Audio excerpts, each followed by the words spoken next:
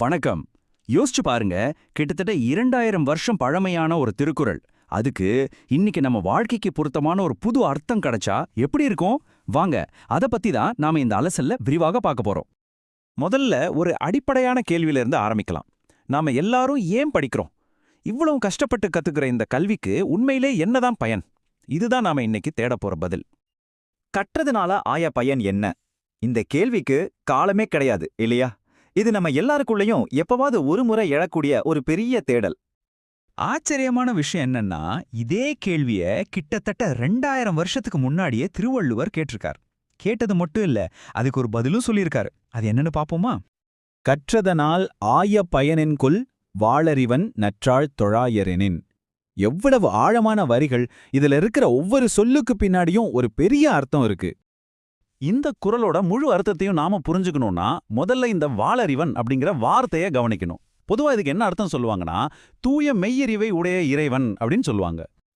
அப்போ இதோட நேரடியான அர்த்தம் என்னன்னு பாத்தீங்கன்னா ரொம்ப சிம்பிள். நீங்க எவ்வளவு பெரிய படிப்பாளி, அறிவாளியா வேணா இருக்கலாம், ஆனா அந்த தூய அறிவு வடிவான இறைவனோட திருவடிகளை நீங்க வணங்கலன்னா நீங்க படிச்ச படிப்புக்கு எந்த பிரயோஜனமும் இல்லையாம். இதுதான் பல காலமா நமக்கு சொல்லப்பட்டு வர ஒரு விளக்கம். ஆனா கதை இத்தோட முடியல. தேவி அப்படிங்கிற ஒரு எழுத்தாளர் இதே குறளுக்கு ஒரு புது கோணத்தை காட்டுறாங்க. ஒரு நவீன பார்வை இந்த பழமையான வரிகளுக்கு எப்படி ஒரு புது உயிரை கொடுக்குதுன்னு இப்ப பாருங்க. அதே வார்த்தைகள், அதே குறள், ஆனா அர்த்தம் மட்டும் மாறப்போகுது. அது எப்படி சாத்தியம்? வாங்க பார்க்கலாம். மெய்யறிவுடன் மேதினியில் வாழ்ந்து உய்வழியை காட்டிய உத்தமரே, வையத்தில் வாழ்வாங்கு வாழ்ந்திட்ட தேவே, கற்றதனால் ஆய பயன் என்ன வாழ்வில், உன் நற்றாள் தொழாவிடில் நன்மைகள் உண்டோ? கேட்டிங்களா? மூலக்குறளோட அதே சந்தம், அதே உணர்வு. ஆனா இங்க யார்கிட்ட பேசுறாங்கன்னு கவனிச்சிங்களா? அந்த கேள்விக்கு பதில் தான் இது. தேவியோட பார்வையில நாம வணங்க வேண்டிய அந்த வாளறிவன் வேற யாரும் இல்ல, நமக்கு முன்னாடி வாழ்ந்து வழிகாட்டிய நம்ம முன்னோர்கள் தான். அப்போ தேவியோட பார்வையில அந்த வாளறிவன் ஒரு தெய்வம் இல்ல, பின்ன யாரு? வாழ்ந்து காட்டிய அந்த உத்தமர்கள், நம்மளோட முன்னோர்கள். இப்ப இந்த ரெண்டுத்தையும் பக்கத்துல வச்சு பாப்போமா? ஒரு பக்கம் வள்ளுவர் சொன்னதா நாம நம்புற கருத்து, வாளறிவன்னா தூய அறிவுள்ள இறைவன். சரி. இன்னொரு பக்கம் தேவியோட விளக்கம், அதே வாளறிவன் வேற யாரும் இல்ல, நமக்கு முன்னாடி வாழ்ந்து வழிகாட்டின நம்ம முன்னோர்கள் தான். பாத்தீங்களா? ஒரே வார்த்தை தான், ஆனா அதுக்கு எவ்வளவு வித்தியாசமான, அதே சமயம் எவ்வளவு ஆழமான ரெண்டு பார்வைகள் இருக்குன்னு. அப்போ தேவியின் பார்வையில் வாளறிவன் யாருன்னா, அவங்க வெறும் புத்தக அறிவை மட்டும் வச்சிருந்தவங்க இல்ல, மெய்யறிவுடன், அதாவது உண்மையோட வாழ்ந்தவங்க, நமக்கு ஒரு நல்ல வழியை காட்டினவங்க, இந்த உலகத்துல எப்படி வாழணும்னு வாழ்ந்து காட்டியவங்க. நம்ம முன்னோர்கள் தான் அந்த வாளறிவன். சரி, இதெல்லாம் கேட்க நல்லா இருக்கு. ஆனா இதனால நமக்கு என்ன பிரயோஜனம்?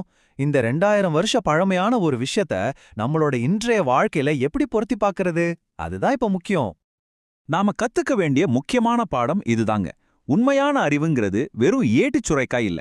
அது நமக்கு முன்னாடி வாழ்ந்து நல்லது கெட்டதை அனுபவிச்சு நமக்கு வழிகாட்டிய நம்ம முன்னோர்களோட அனுபவம் தான் உண்மையான ஞானம். அதை மதிக்கிறது தான் உண்மையான கல்வி. அப்போ நம்ம முன்னோர்களோட ஞானத்தை எப்படி போற்றுறது? ரொம்ப சிம்பிள், 3 படிதான். முதல்ல அவங்க எப்படி வாழ்ந்தாங்கன்னு நாம தெரிஞ்சுக்கணும். 2வது அவங்களோட அனுபவங்களையும் அறிவையும் மதிக்கணும்.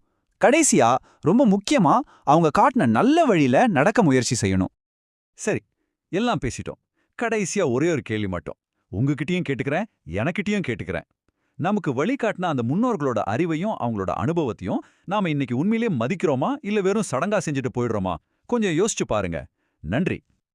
மெய்யறிவுடன் மேதினியில் வாழ்ந்து உய்வழியை காட்டிய உத்தமரே, வையத்தில் வாழ்வாங்கு வாழ்ந்திட்ட தேவே, கற்றதனாய பயனென்ன வாழ்வில், உன்னற்றாள் தொழாவிடில் நன்மைகள் உண்டோ?